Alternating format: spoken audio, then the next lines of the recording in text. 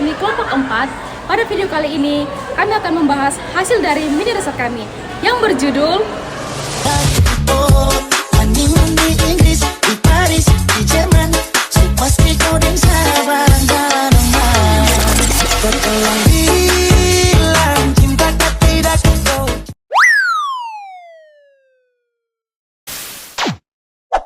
Baik, di sini saya akan menjelaskan yang melatar belakangi kami dari memilih mini riset kami di SMA Swasta Parulianda Medan, yang dimana pembelajaran IPS di SMP dirancang secara terpadu dengan menggabungkan geografi, sejarah, sosiologi, dan ekonomi agar siswa memperoleh pemahaman tentang fenomena sosial. Regulasi dan kurikulum sudah menegaskan pentingnya keterpaduan konsep serta penguatan berpikir kritis siswa. Namun, praktik di lapangan masih menghadapi kendala, terutama pada pengorganisasian materi yang luas serta keterbatasan guru dalam menguasai cabang ilmu sosial. Untuk itu, guru perlu mengembangkan strategi pembelajaran inovatif seperti pemanfaatan media digital. Guru perlu mengembangkan strategi penerapan mode aktif dan kolaborasi lintas disiplin. Penelitian di SMP Swasta Parulianda Medan dilakukan untuk mengkaji tantangan dan strategi tersebut, sehingga dapat memberikan gambaran nyata implementasi IPS terpadu sekaligus menjadi masukan bagi peningkatan mutu pembelajaran IPS ke depannya. Selanjutnya, adapun rumusan. Yang pertama, apa saja tantangan yang dihadapi guru dalam mengorganisasikan materi IPS terpadu di SMP Swasta Parulianda Medan. Dan yang kedua, bagaimana strategi guru dalam mengatasi tantangan tersebut dalam pembelajaran IPS terpadu di SMP Swasta Parulianda Medan. Selanjutnya, adapun tujuan penelitian. Yang pertama, mendeskripsikan tantangan yang dihadapi guru dalam mengorganisasikan materi IPS di SMP Swasta Parulianda Medan. Dan yang kedua, menganalisis strategi guru dalam mengatasi tantangan pembelajaran IPS terpadu di SMP Swasta Parulianda Medan. Adapun manfaat penelitian. Dalam penelitian ini yang dimana terbagi dua. Yang pertama, manfaat teoritis dan manfaat praktis. Manfaat teoritis, penelitian ini diharapkan dapat memberikan kontribusi dalam pengembangan ilmu pendidikan, khususnya dalam bidang pembelajaran IPS terpadu. Hasil penelitian ini juga dapat menjadi tambahan referensi bagi peneliti selanjutnya terkait tantangan dan strategi dalam mengorganisasikan materi IPS terpadu. Yang kedua, manfaat praktis terbagi dalam tiga. Yang pertama, bagi guru IPS, yang dimana memberikan gambaran mengenai tantangan yang dihadapi dalam mengorganisasikan materi IPS terpadu, serta alternatif strategi yang dapat diterapkan untuk meningkatkan efektivitas pembelajaran. Yang kedua, bagi sekolah, di mana manfaatnya bagi sekolah memberikan masukan untuk mendukung upaya perbaikan kualitas pembelajaran IPS terpadu melalui penyediaan fasilitas, pelatihan, maupun kebijakan sekolah. Dan yang ketiga, bagi peneliti, yang dimana fungsi atau manfaat bagi peneliti menjadi pengalaman belajar dalam melaksanakan studi lapangan serta menambah wawasan mengenai implementasi pembelajaran IPS terpadu di SMP.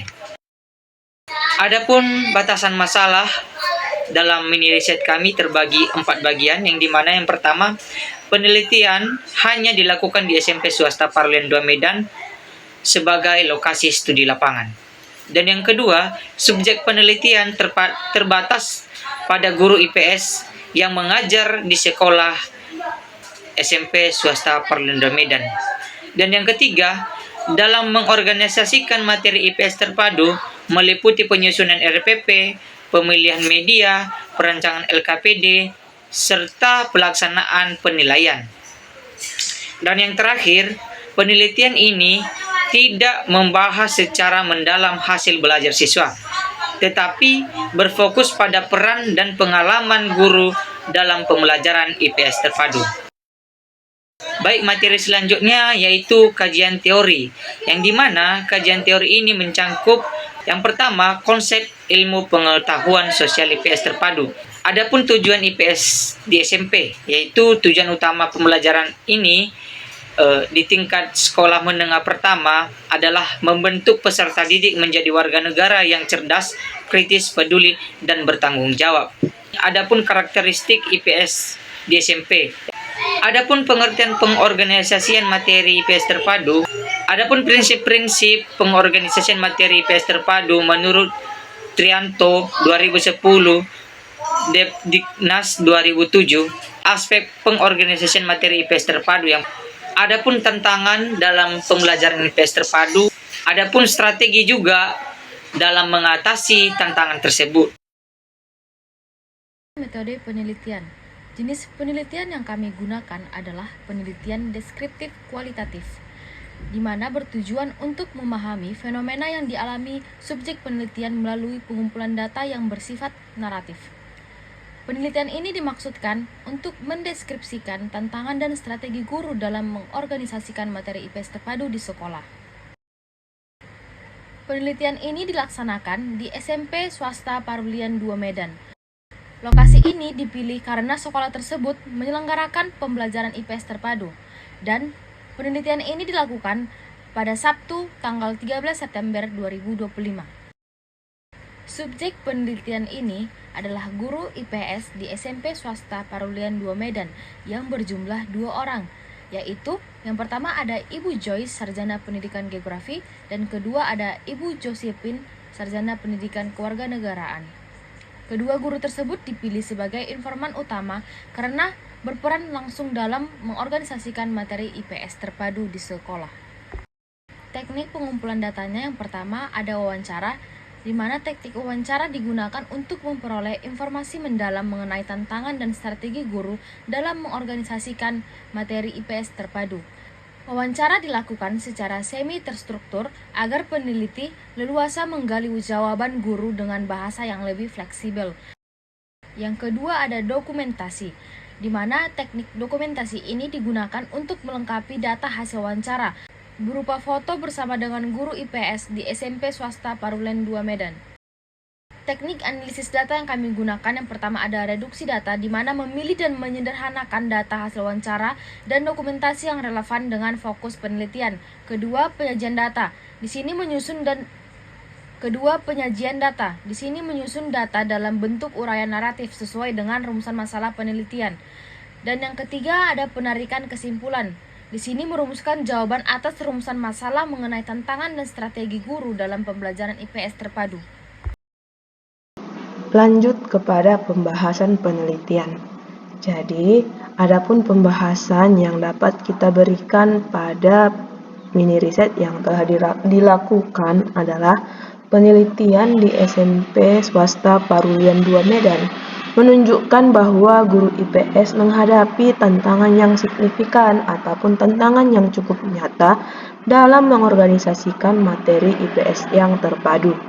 Kendala utamanya adalah keterbatasan kompetensi guru yang harus mengajarkan disiplin ilmu di luar latar belakang keilmuan mereka. Misalnya, Ibu Joyce sebagai guru geografi tapi harus mengajarkan ekonomi. Sehingga untuk mengajarkan ekonomi menjadi kendala tersendiri bagi Ibu Joyce. Sebaliknya kepada Ibu Josephine yang berlatar belakang sebagai guru PKN, di mana beliau harus bisa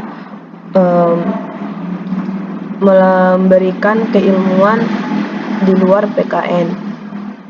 Nah, di mana kendala tersebut menuntut alokasi waktu yang ekstra bagi para guru untuk belajar mandiri, di mana para guru ini dituntut tidak hanya untuk menguasai bidang ilmu ataupun latar belakang keguruannya saja. Nah, tantangan ini diperparah oleh ketersediaan buku teks yang masih terpisah per disiplin, yang mengharuskan guru mengerahkan kreativitas ekstra untuk menjahit ataupun menyambungkan konsep demi konsep mata pelajaran IPS terpadu di mana agar pembelajaran terintegrasi dan tidak membingungkan peserta didik.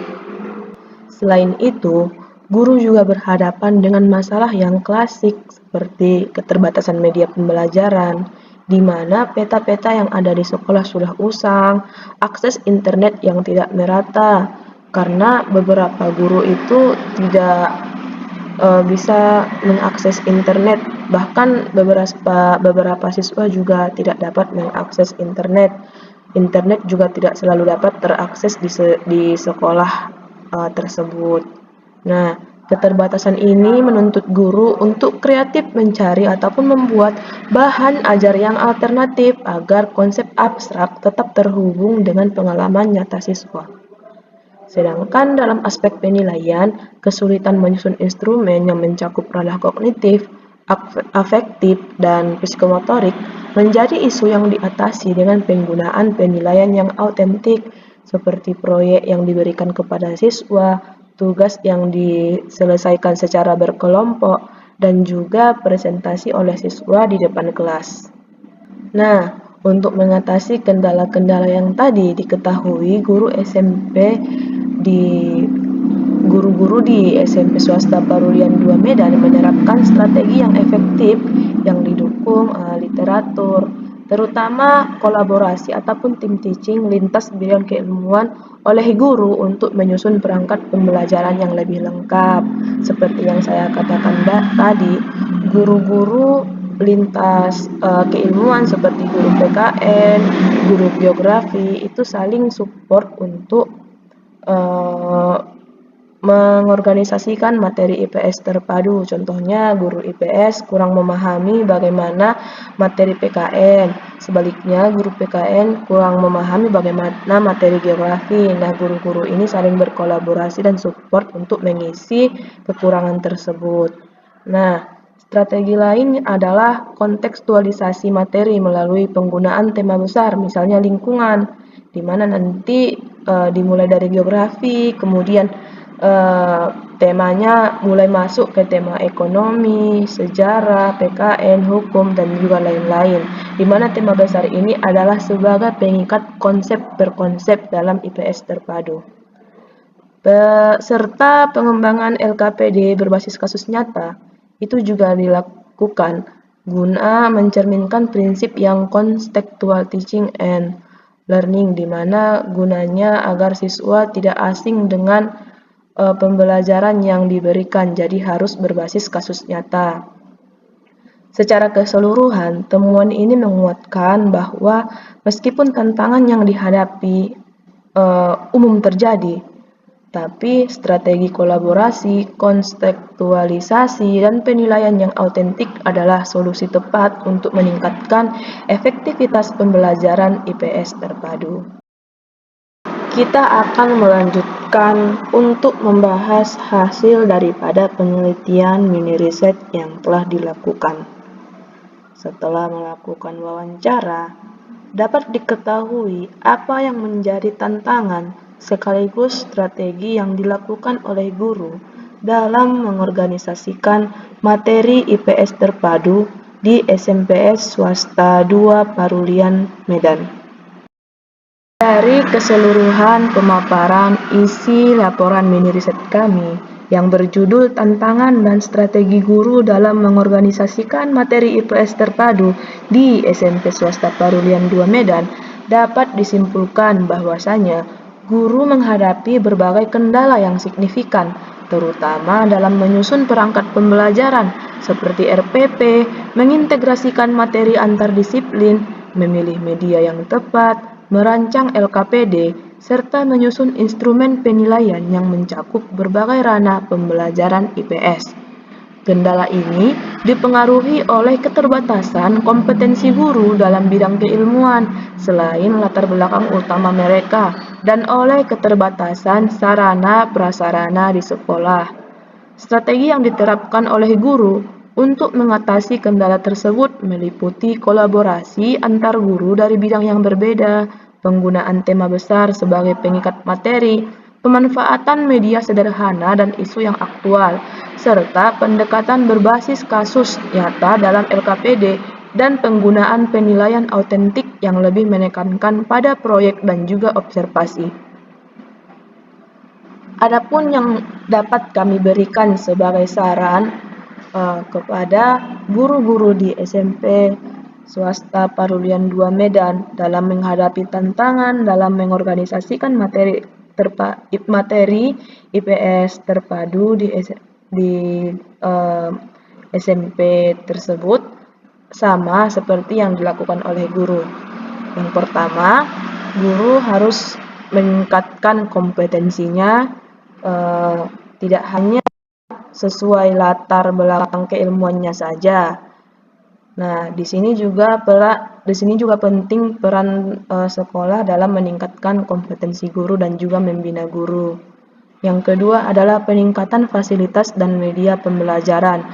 Gunanya adalah agar pembelajaran dapat berjalan dengan baik serta konduktif. Yang ketiga adalah pengembangan kerjasama dan juga tim teaching. Guru-guru perlu melakukan kerjasama dalam merancang materi IPS.